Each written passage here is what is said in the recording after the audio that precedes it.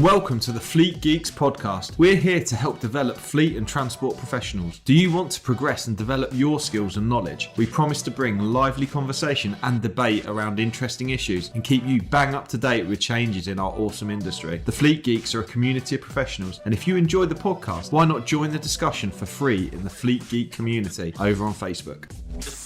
I think it's going to be an interesting one, actually. What are the checks that you should carry out on an operator before you agree to go on the license, the operator's license? Where to start on this one, to be perfectly honest. It's a big thing, isn't it? Putting your name on an operator's license. And you know, I always make sure that to the candidates for the transport manager, that if they're going to be becoming a transport manager, it's a license to practice, and that license to practice can be, you know, you can have that dealt with by the traffic commissioner if you don't get it right as a transport manager. But you know, sometimes as a transport manager, you're a small cog in a big wheel. So you've got to be, you know, do your due diligence in terms of the operator.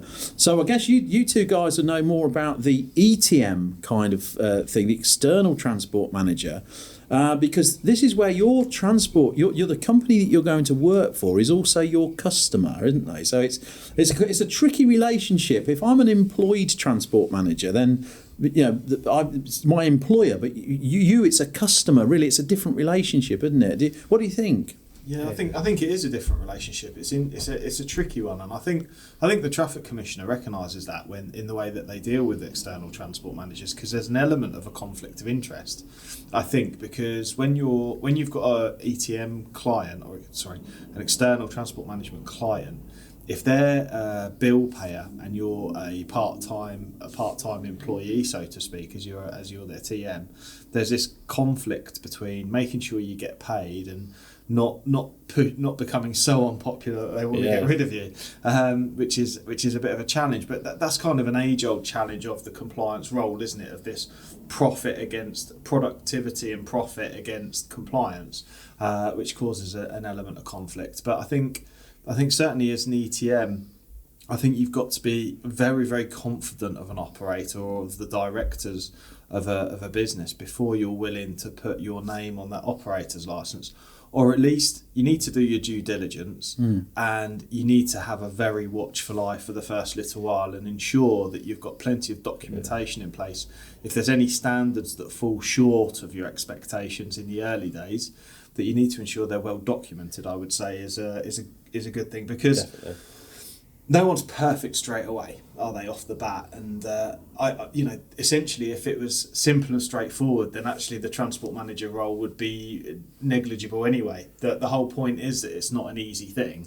So therefore, the expectation that an operator is compliant straight off the bat is unlikely. There is going to be an element of having to work with them, but I think there needs to be the documentation in place. For an example, a great example would be to do an audit up front, and then you have an action plan over the next 12 months, for example, so you can propose as that forward plan with audit. That's an interesting concept where, you know, how many other businesses, the relationship between the ETM and the traffic commissioner wants that as they would an employed person. But interesting that you would audit a customer. How many of us in business would order a customer before we start? But yeah, we've got to do that. But for a moment there, Pete, I thought you was talking about sort of relationships or marriage rather than.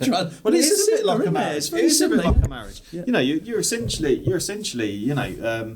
putting your name in binding legally to that operator. You can put your name to risk without knowing it if you don't do your due diligence. You're right. So it's the checks. I like to do an audit on an operator as well.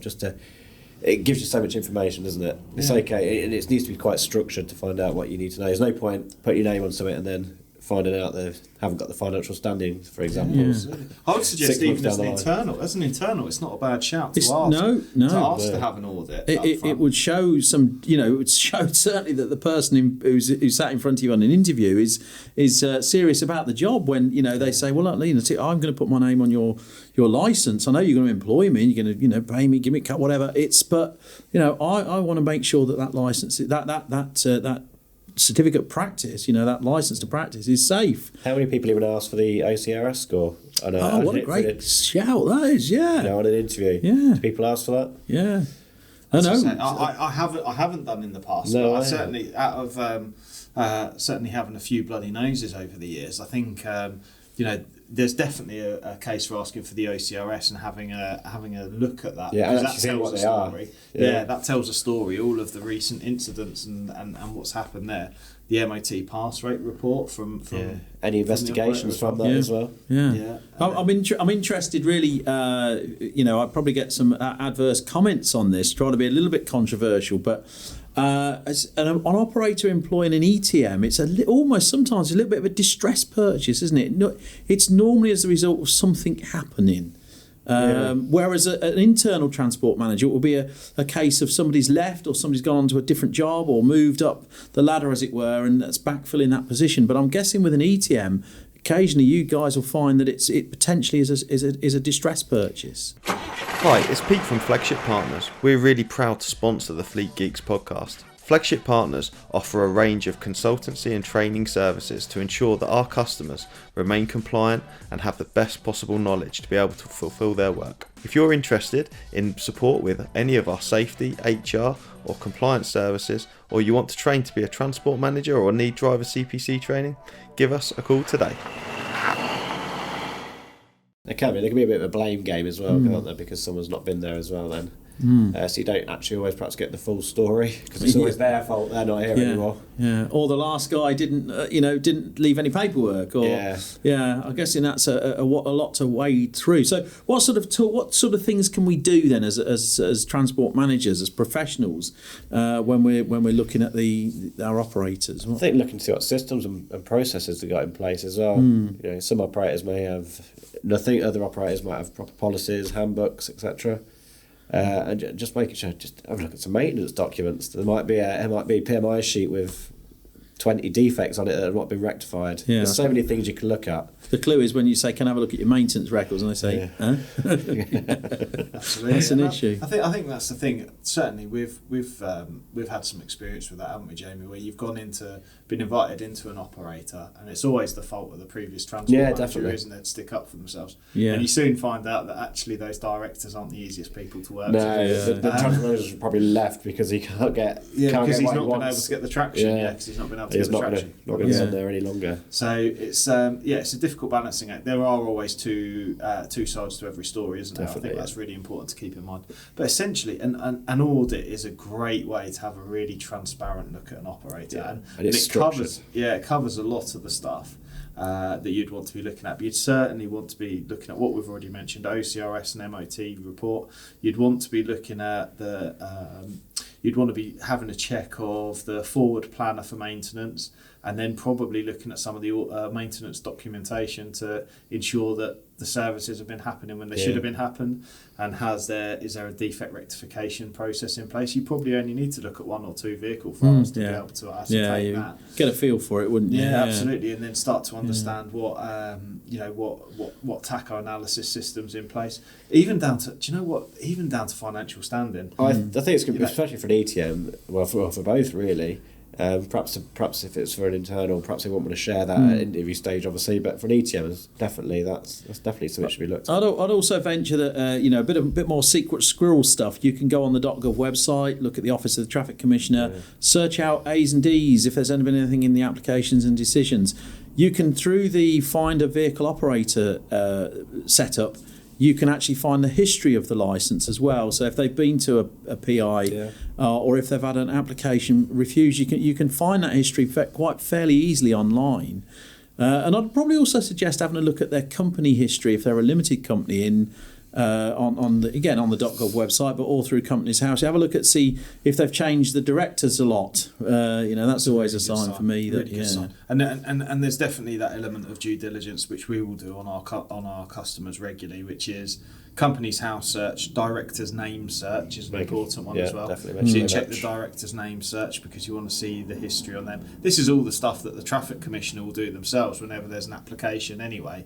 But essentially they're going to check the director's names. You want to check confirmation statements in date. You want to check that accounts have been filed. You can actually see companies' accounts as well. Yeah, obviously, it's rare that you'll get the full detail, but you'll be able to see the solvency level of a company. Exactly, yeah. So, funnily enough, we're talking we're doing this podcast on a day where we've been doing finance for the transport manager exam, and you look at somebody's balance sheet, look at their accounts, and that will give you an indication whether they will meet the financial standing requirements. So that's a tricky. I'm guessing that will be a tricky question to have, or tricky conversation to have with a company or an operator. How's your financial standing? I think more and more these days, though, I think interviews have become more two-sided, or at least I like to think that they should be two-sided. They should be very much are you fit for me as much as I'm fit for you? And I certainly think the higher the calibre of transport manager, the more they're going to be looking to see if the operator's a good fit for them. Yes, yeah, definitely. Again, it's like any relationship, isn't it? It's a two-way thing. It's not it's not a gentleman trying to choose a lady wife, or it has to fit for both of you, doesn't it? So yeah, I think absolutely. it's a good. And I think that there's ways of doing it where you're not offensive as well. I think you've got to have that level of understanding that actually you might ask a few awkward questions of an operator before you're willing to put your name on the O licence. Yeah, and I guess they hopefully they will be expecting that as well. Absolutely, yeah, definitely, yeah.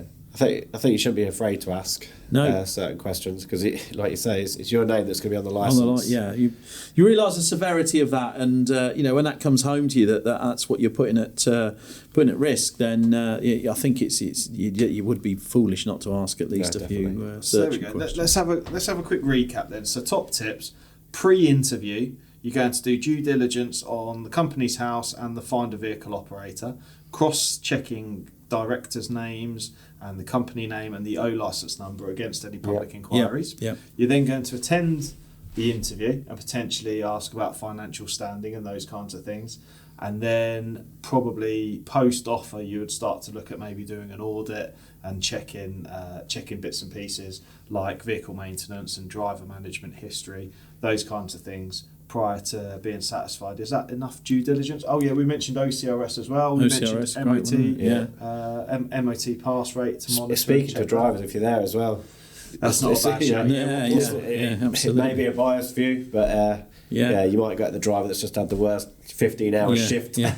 What's this like then? What's this job like? But it is worth speaking to the driver, isn't it? He might say it's absolutely fantastic. Google them. It's look on the drivers' forums as well, and see if there's any mention of them. There's always quite often the drivers' forums. They'll ask each other, "Have you worked here? What's it like?" They do kind of in a way. The drivers doing the due diligence on the operator before they sign up. What's it like? What's the pay like? What's the hours like, etc. So have a look, see if there's anything. So basically, as much information as you can get. And I think go pre-prepared and ask some questions. What. When you think about an employer, whether it's as an ETM as an employer or a customer in our case when we work with an operator, it's always good to ask those things around, well, what are your values and how do you make decisions in your business? How do you communicate change? All those things that are important to you as a member of the team. Ask those questions. I think I always welcome that kind of thing. When someone turns up to an interview with me and they're very considered in their approach, and they clearly value their own repute and they value their own professionalism, that increases the level of their value to me no end. I think you've got to be very brave. Yeah, absolutely. Yeah, no, I totally agree. And I think there's some good stuff in there. There's a some good advice there for anybody who's listening, thinking about becoming an ETM or becoming, or transport, or qualifying for to be a transport manager as an employed transport manager. Same things apply. Absolutely. I think we'd be interested in your feedback. I would. So if there's any feedback, please. I think in the comments. Also, if anybody's in another profession. I don't know what it's like. I've not had any experience in the legal profession or in the accountancy profession, but do other professionals do this kind of level of diligence when they take their clients on? I'm sure they do. So it'd be interesting to find out that what sort of thing goes on there. Absolutely. Brilliant. Thank you, chaps. Thank you very much. Thank you, everyone, for listening. Stay safe. See you soon. Yeah, see you soon.